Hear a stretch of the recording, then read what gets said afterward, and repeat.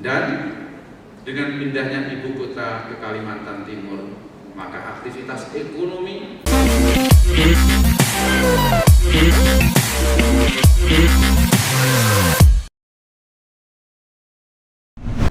yang terhormat Duta Baca Indonesia Agung, matur nuwun rawuhnya. Yang terhormat para pimpinan BUMD dari PT Jatim Petrogas Utama Cendana, dari PT Sier, dari Bank Jatim, dan juga dari Rotary Club. Matur nuwun Ibu supportnya. Yang terhormat pustakawan utama Pak Jono. Pak Jono ini bapak saya yang mengantarkan saya mulai dari Bapeda Provinsi Jawa Timur ke Dinas Perhubungan Provinsi Jawa Timur sampai saya menjadi kepala dinas perhubungan Provinsi Jawa Timur. Matur nuwun Pak Jono. Juga pustakawan utama Pak Supratomo.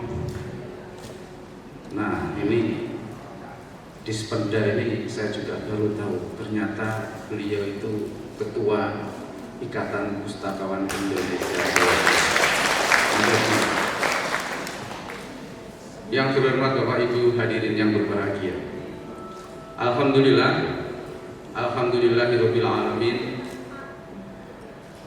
Saya memberikan apresiasi kepada Dinas Perpustakaan dan Kearsipan Jawa Timur yang pada pagi hari ini melaksanakan sebuah acara gerakan literasi Jawa Timur. Gerakan literasi Jawa Timur ini sangat-sangat penting karena sejarah membuktikan bahwa SDM unggul itu adalah modal dasar kemajuan bangsa. Saya ulangi, SDM unggul itu adalah modal dasar kemajuan bangsa.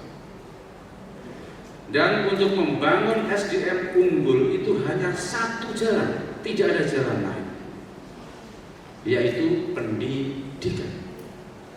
Dan keberhasilan pendidikan itu sangat ditentukan oleh tingkat literasi, oleh minat baca. Ini sangat-sangat menentukan terhadap keberhasilan pendidikan. Bapak Ibu yang kami hormati, kalau kita berkaca bagaimana kondisi existing negeri ini saat ini, kita itu merdeka tahun 1945, sama dengan Korea 1945. Thailand tahun 1949, Malaysia 1957, Singapura itu baru merdeka 20 tahun setelah Indonesia merdeka, yaitu merdeka tahun 1965. Kita merdeka lebih dahulu daripada tetangga-tetangga kita. Tapi kalau kita mau introspeksi diri apa yang terjadi saat ini, minat baca kita lebih rendah dari negara-negara tetangga kita. Karena minat baca kita relatif rendah, maka keunggulan SDM kita juga relatif rendah dibanding tetangga-tetangga kita. Apa yang terjadi? Kita kalah di dalam kehidupan perekonomian. Kita kalah di dalam daya saing. Saya contohkan yang paling ekstrim yang baru merdeka tahun 1965, Singapura. Singapura dulu itu bagian dari Malaysia. Meskipun Malaysia itu merdeka 20 tahun setelah Indonesia merdeka, Singapura saat ini sudah memiliki pendapatan per kapita itu 16 kali lebih tinggi dari pendapatan per kapita Indonesia. Padahal yang namanya Singapura itu tidak memiliki sumber daya alam apapun. Untuk membangun negerinya saja itu ngambil pasir dari Riau. Dia tidak punya sumber daya alam apapun. Tetapi coba bandingkan Indonesia. Kita ini negeri yang baldatun thayyibatun warabun ghafur. Negeri yang sepanjang tahun menghasilkan pangan. Kita punya dataran rendah, kita punya dataran tinggi. Ada tanaman-tanaman tertentu yang bisa hidup hanya di dataran rendah. Ada tanaman-tanaman tertentu yang bisa hidup hanya di dataran tinggi. Tidak semua negara sepanjang tahun itu bisa menghasilkan pangan.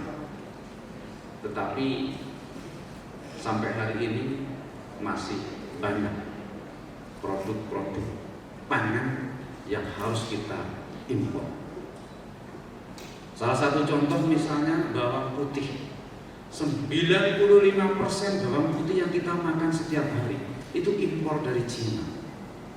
Tempe yang kita makan setiap hari itu kedelainya masih impor dan lain sebagainya. Begitu juga sumber daya alam kita. Kita ini punya sumber daya alam yang melimpah, yang saat ini masih banyak dikelola oleh perusahaan-perusahaan dari berbagai negara karena SDM kita belum sepenuhnya mampu mengelola sumber daya alam yang kita miliki.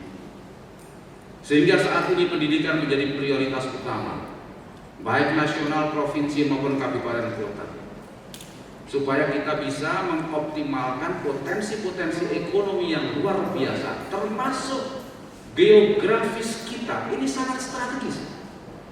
Kita ini negara kepulauan terbesar di dunia, dan kita itu dilalui yang namanya ALKI, alur laut kepulauan Indonesia, di mana kapal dari seluruh dunia itu bisa masuk ke Indonesia. Tetapi sampai hari ini posisi kita kalah dengan Singapura. Singapura itu negara yang kecil yang luasnya dibandingkan Jawa Timur saja. Jawa Timur itu 66 kali luasnya Singapura. Penduduknya Jawa Timur itu 7 kali penduduknya Singapura. Tapi dia mampu memposisikan negerinya yang kecil itu menjadi negara transit dunia. Kapal-kapal dari seluruh dunia, 80% yang mengangkut peti kemas itu mampir di Singapura. Kita mau haji, mau umroh, mampir di Singapura. Apa yang menjadi persoalan adalah sumber daya manusia. Dan kita harus optimis, karena berbagai lembaga riset dunia sudah menggambarkan bahwa kita punya masa depan yang luar biasa. McKinsey mengatakan bahwa 8 tahun lagi, tepatnya tahun 2030, kalau SDM kita terbangun, kalau SDM kita mampu memanfaatkan potensi-potensi ekonomi yang kita miliki, maka di tahun 2030 nanti kekuatan ekonomi Indonesia menempati ranking 7 dunia. Dan tidak itu saja, PwC, PricewaterhouseCoopers, dia juga memproyeksikan, menganalisis dengan berbagai potensi ekonomi Indonesia. Diprediksi di tahun 2050 nanti kekuatan ekonomi Indonesia akan menempati ranking 4 dunia setelah Cina, India, Amerika, Indonesia. Oleh karena itu, pendidikan ini menempati prioritas utama untuk menyelesaikan persoalan bangsa ini. Oleh karena itu, segala gerakan yang mengarah kepada peningkatan sumber daya manusia unggul harus menjadi prioritas kita. Karena kita sama-sama bertanggung jawab untuk mengantarkan bangsa ini mampu menghadapi era disrupsi. Menjadi tanggung jawab kita bersama untuk mampu mengantarkan bangsa ini menghadapi era globalisasi. Menjadi tanggung jawab kita bersama untuk mampu mengantarkan bangsa ini menghadapi era media sosial. Dan kita juga harus mampu mengantarkan bangsa ini untuk memiliki daya saing di dalam era gig ekonomi. Dan Jawa Timur ini, Bapak Ibu yang kami hormati, adalah sebuah provinsi yang sangat strategis. Data menunjukkan bahwa kebutuhan barang-barang pokok provinsi-provinsi di Indonesia bagian timur itu sangat tergantung dari Jawa Timur. Dan data juga menunjukkan bahwa sentral aktivitas ekonomi nasional, khususnya provinsi-provinsi yang ada di Indonesia bagian timur, itu ada di Jawa Timur. Sehingga apabila rencana pemerintah memindahkan ibu kota negara dari Jakarta ke Kalimantan Timur, secara de jure pindah ke Kalimantan Timur, tetapi secara de facto itu mempunyai implikasi yang besar terhadap Jawa Timur, karena kebutuhan pokok masyarakat Indonesia bagian timur masih akan tetap dari Jawa Timur. Dan dengan pindahnya ibu kota ke Kalimantan Timur, maka aktivitas ekonomi provinsi-provinsi yang ada di Indonesia bagian timur khususnya pasti akan meningkat dengan tajam, dan itu sangat berpengaruh terhadap Jawa Timur. Oleh karena itu kita punya masa depan yang luar biasa. Oleh karena itu peningkatan minat baca, peningkatan literasi ini harus menjadi gerakan bersama. Demikian beberapa hal yang bisa saya sampaikan. Terima kasih sekali lagi, apresiasi untuk Dinas Perpustakaan dan Kearsipan Jawa Timur di dalam mengembangkan literasi yang harus dijadikan gerakan. Tetapi yang paling penting di dalam membangun gerakan literasi adalah inovasi dan kreativitas. Karena dunia saat ini berubah dengan cepat, maka kita pun harus mengikuti perubahan-perubahan dengan cepat. Sekarang tidak cukup hanya cerdas, sekarang tidak cukup hanya terampil, tetapi dibutuhkan mampu menangkap perubahan-perubahan dunia yang berjalan begitu cepat karena perkembangan ilmu pengetahuan dan teknologi. Dan apa yang ada di depan kita, teknologi digital, telah mampu merubah peradaban kehidupan kita, dan kita harus dapat mengikutinya. Terima kasih. Wassalamualaikum warahmatullahi wabarakatuh.